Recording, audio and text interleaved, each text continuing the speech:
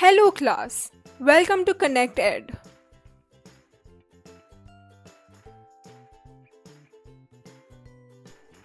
Let's begin with the class now.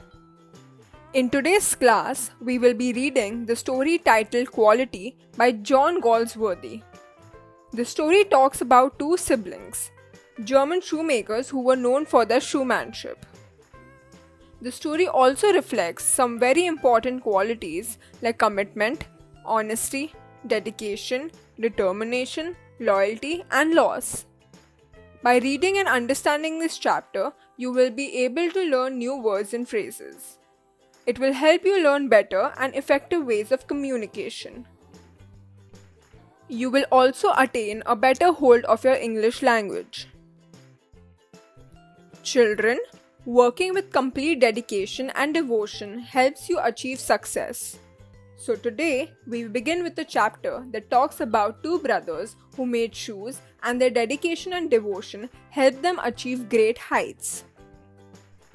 So children, whatever you want to excel in, dedication and hard work are the key to it. Let's begin with the story now. Now students, read out the chapter loudly with me. If you get stuck anywhere, I'm here to assist you. So let's start reading this together. We will begin with the first part. I knew him from the days of my extreme youth because he made my father's boots.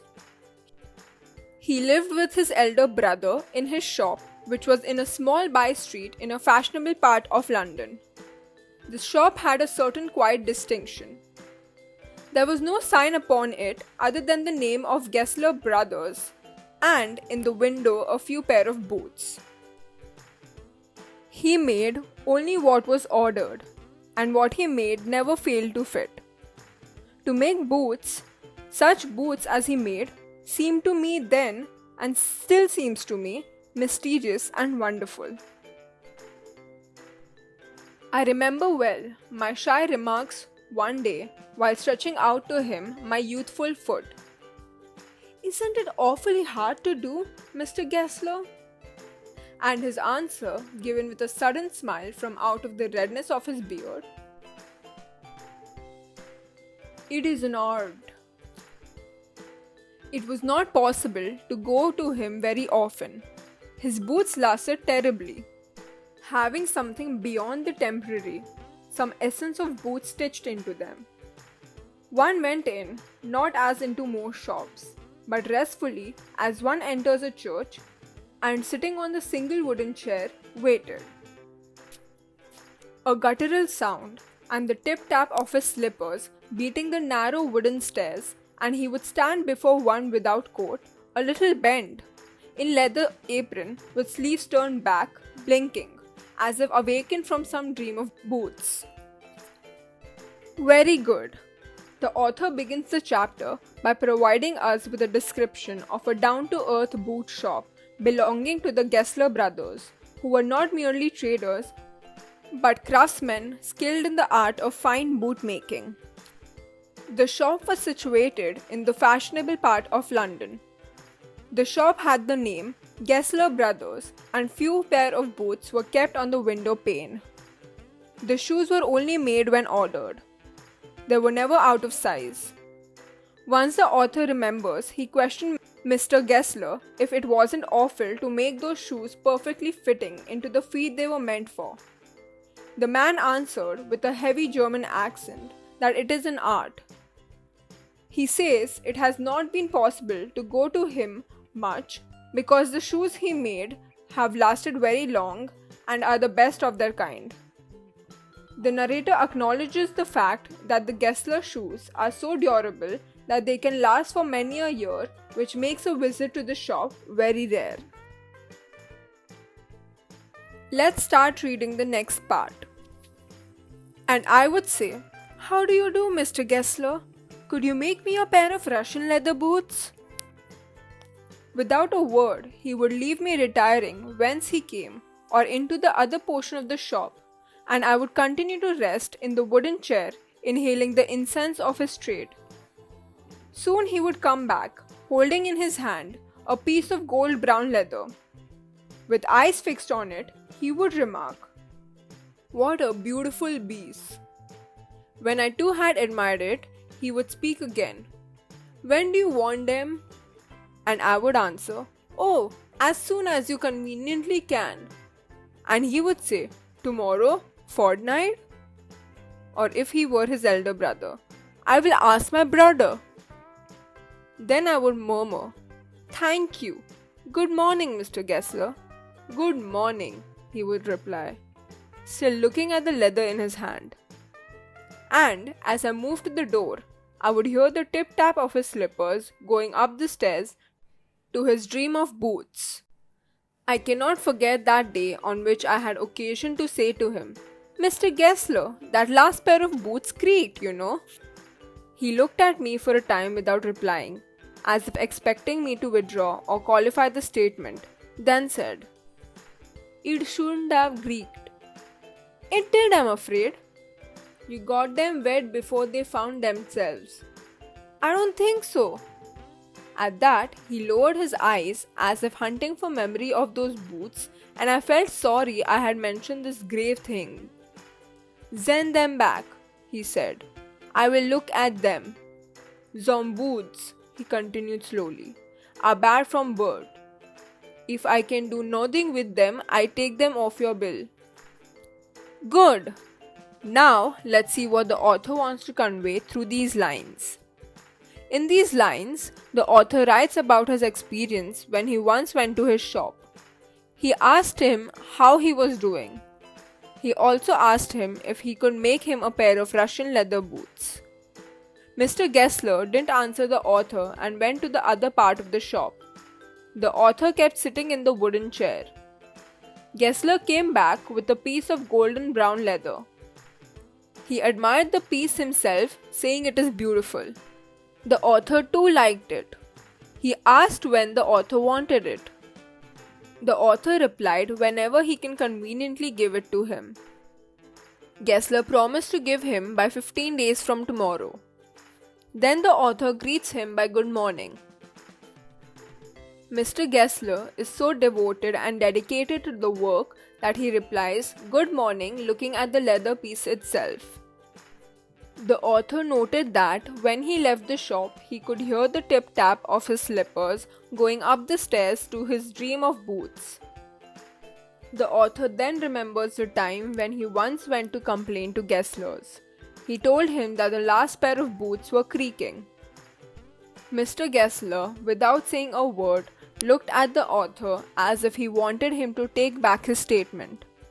Then he replied in his German accent that it shouldn't have creaked. He asked him to send the shoes back and he will repair them. He even tells him if he couldn't repair it, he can take the money back. Let's start with the next part. Once only, I went absent-mindedly into his shop in a pair of boots bought in an emergency at some large firm. He took my order without showing me any leather, and I could feel his eyes penetrating the inferior covering of my foot. At last he said, "Those are not my boots." The tone was not one of anger, nor of sorrow, not even of contempt. But there was in it something quiet that froze the blood. He put his hand down and pressed a finger on the place where the left boot was not quite comfortable. "It hurts you there," he said. "Those big worms have no self-respect."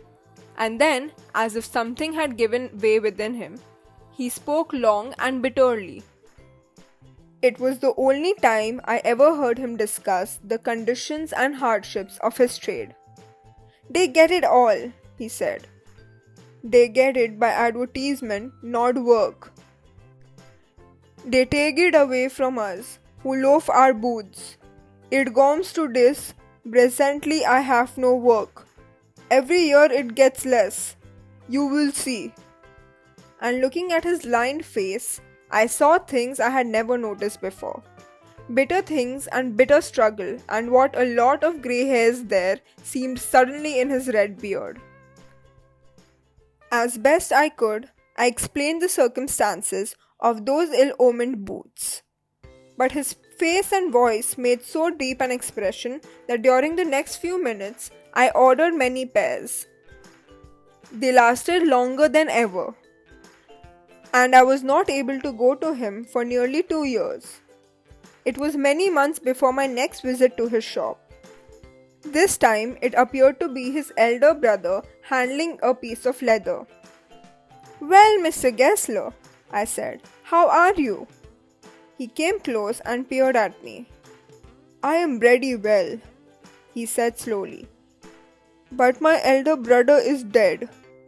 And I saw that it was indeed himself, but how aged and worn. And never before had I heard him mention his brother. Much shocked, I murmured, "Oh, I'm sorry." "Yes," he answered. "He was a good man. He made a good boot, but he is dead." And he touched the top of his head, where the hair had suddenly gone as thin as it had been on that of his poor brother, to indicate, I suppose, the cause of his death. "Do you want any boots?" And he held up the leather in his hand. "It's a beautiful piece." I ordered several pairs. It was very long before they came, but they were better than ever. One simply could not wear them out. And soon after that, I went abroad. Very well. Another time, the author visits Gessler Brothers absent-mindedly to order a new pair. He wore a pair of shoes which he bought due to some emergency from a big firm. Mr. Gessler at once recognizes that the shoes are not made by him. He touched a particular spot on the narrator's shoe where it wasn't comfortable for the narrator and said that it hurts there. He expressed his contempt that those large firms attract customers through shiny, impressive advertisements to sell their inferior quality products. Then the author explains to him under what circumstances he had to buy those shoes. The author, being pitiful at the Gessler brothers' conditions, bought many pairs. The new shoes lasted nearly 2 years, and in his next visit, he receives quite a shock. When he entered the shop, Mr. Gessler seemed very sad and worried. He informs the author about his elder brother's death. He bought several pairs. The author informs us that it took time to be made but was worth the time, as they were better than before. Then the author left for abroad.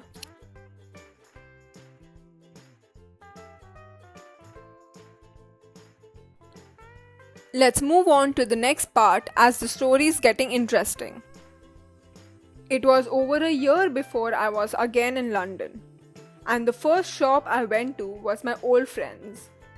I had left a man of 60. I came back to one of 75, pinched and worn, who genuinely this time did not at first know me. "Do you want any boots?" he said. "I can make them quickly.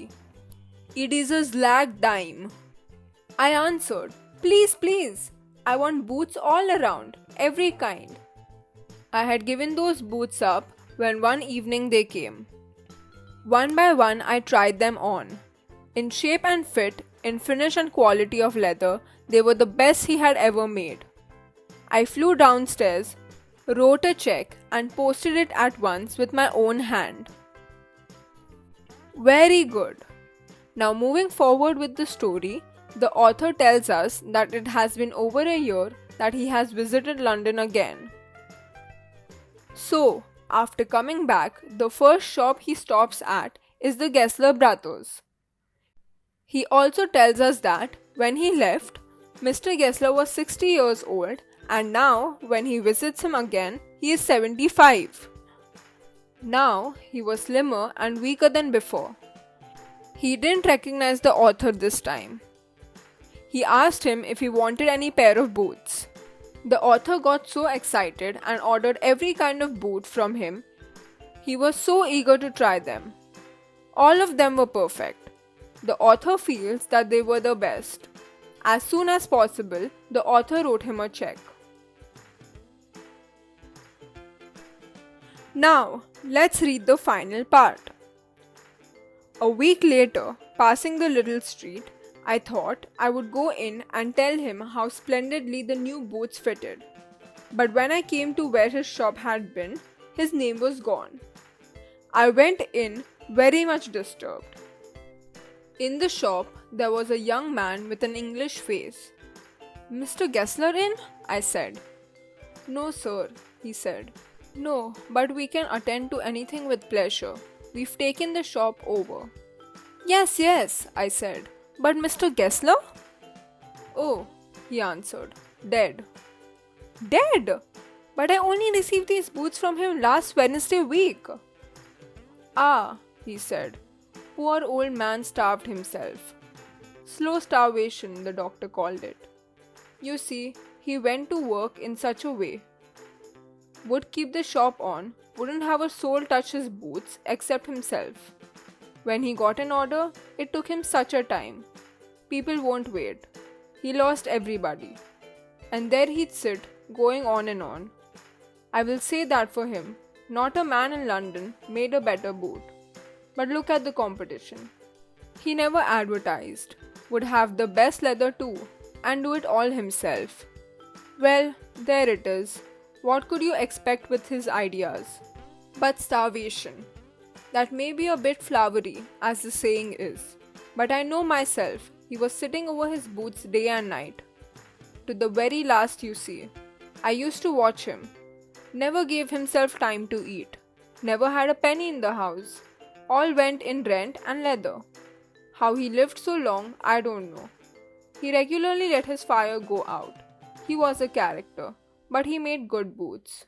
"Yes," I said, "he made good boots." Very well. A week later, when the author was passing from the street, he wanted to run and tell Mr. Gessler how splendid his shoes were. But to his shock, Mr. Gessler's shop was replaced by another shop. There was a young Englishman. He asked if Mr. Gessler was there. He told him that Mr. Gessler is not there, but he can entertain customers. He still inquired about Mr. Gessler. The Englishman told him that Mr. Gessler was dead. He died of slow starvation. The owner of the new store reveals that during his last days, all the money went in the rents and leather. The faith was quite obvious from the beginning. But both the author and the young man agree that the Gessler brothers made good quality boots. Okay class, now that we have learned all these new words, let's use them in some sentences now. I shall show you some sample sentences now. Later on, make your own sentences with these words and show them to your teacher.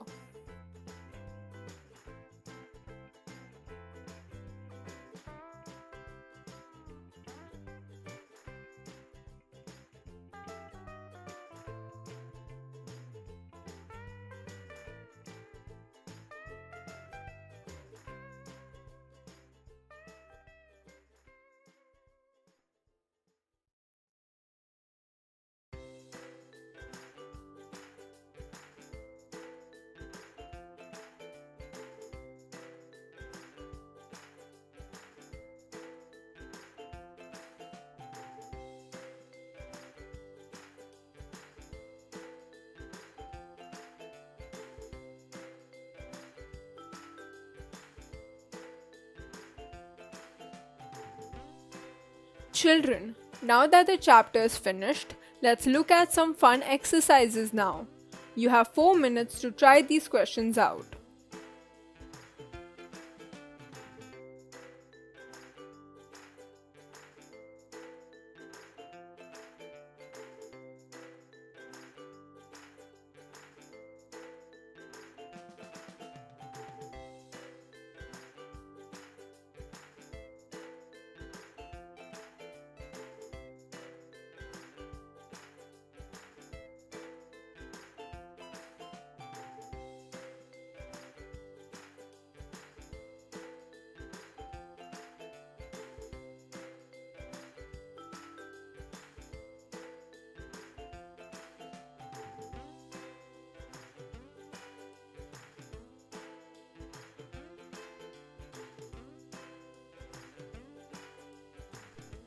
Excellent answers, students. Now let's match your answers with the answer sheet.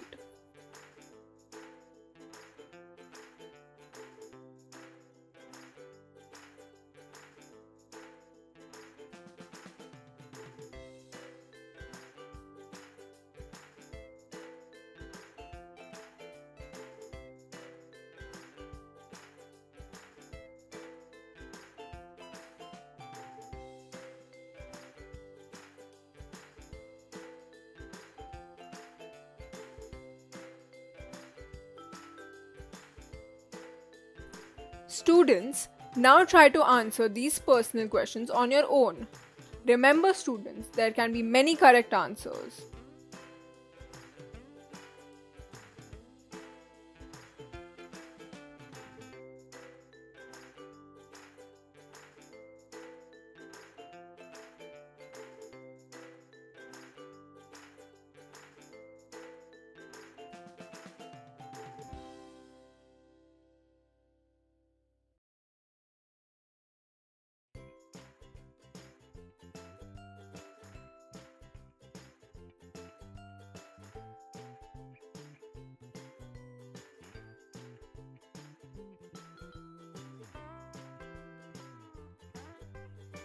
Okay, students, I hope you all were able to grab all the values and morals taught to you in this chapter. So now we move ahead with the class. Now we will start with a small poem titled Trees by Shirley Bauer. The poem is in the form of a catalogue. The poem is describing various advantages of trees. Everyone has different reasons to praise trees and thank them. It is not divided into different stanzas. By the end of this chapter, you will be able to know many different uses of trees. You shall learn to have better conversations with people, learn new antonyms, and have better listening skills. Okay, students, before we begin the poem, I would like you to list down the name of different types of trees. You have 1 minute to write these. Let's start.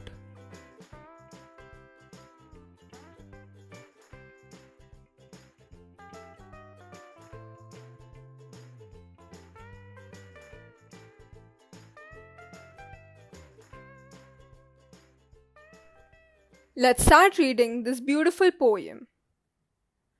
Trees are for birds. Trees are for children. Trees are to make tree houses in. Trees are to swing swings on. Trees are for the wind to blow through. Trees are to hide behind in hide and seek. Trees are to have tea parties under. Trees are for kites to get caught in. Trees are to make cool shade in summer. Trees are to make no shade in winter. Trees are for apples to grow on and pears. Trees are to chop down and call timber. Trees make mothers say, "What a lovely picture to paint." Trees make fathers say, "What a lot of leaves to rake this fall." Very well. We just completed reading the whole poem in one go. Now let's understand what does the poet want to convey by these lines. The poet lists down the various advantages of trees. The trees are used by birds. They live in the trees and build their nests. Trees are used by children. They love to make tree houses and use them as swings. Children love to play hide and seek behind the trees. Not just children, even grown-ups have fun around the trees. They have their tea parties under the shade of the trees. The strong winds that blow through the trees provide relief to passers-by. During extreme summers, trees provide shade. During winters, trees do not provide shade and allow people to bathe in the sun. People get to eat delicious fruit like apples and pear. Trees are useful even when they are chopped down. We get timber, which is used to make furniture. To some, trees are like beautiful pictures that they would love to paint, and to others, they are profitable as even their shattered leaves could be put to great use. Okay, students, now that we are done with the poem, let's look at some antonyms. Solve these on your own. Your teacher shall guide you in case you have any problems. You have 45 seconds to answer these.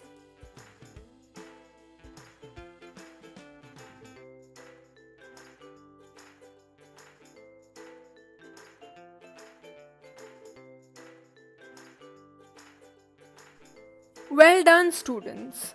Now let's take a look at the answers of these questions.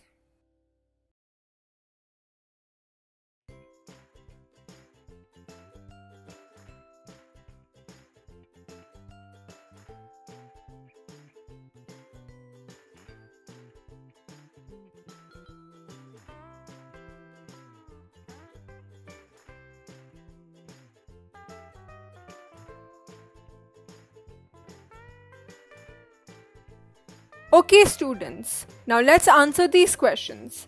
You will get 3 minutes to answer these.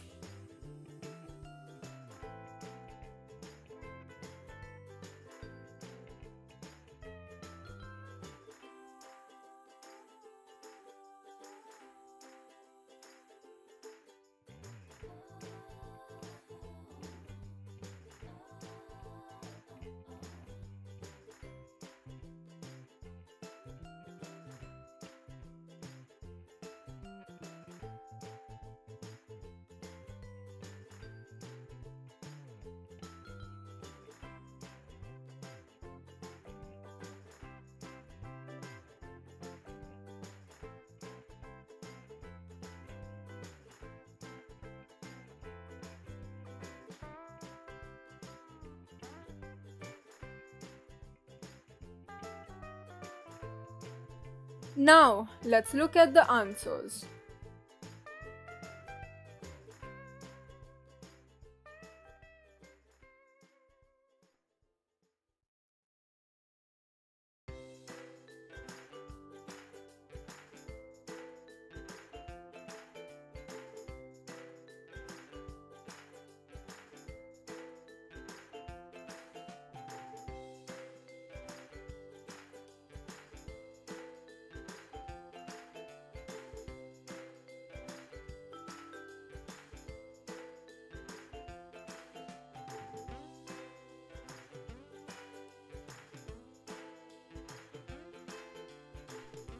Very well, students.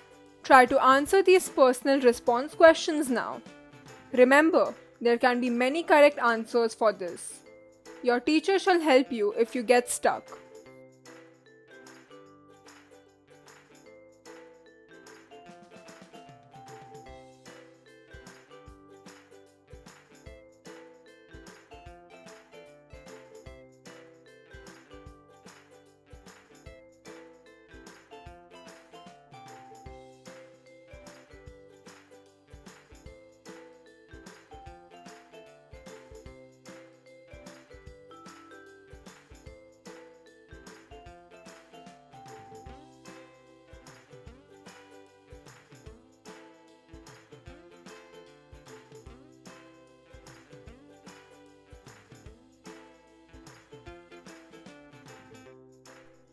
So that's it for today's class.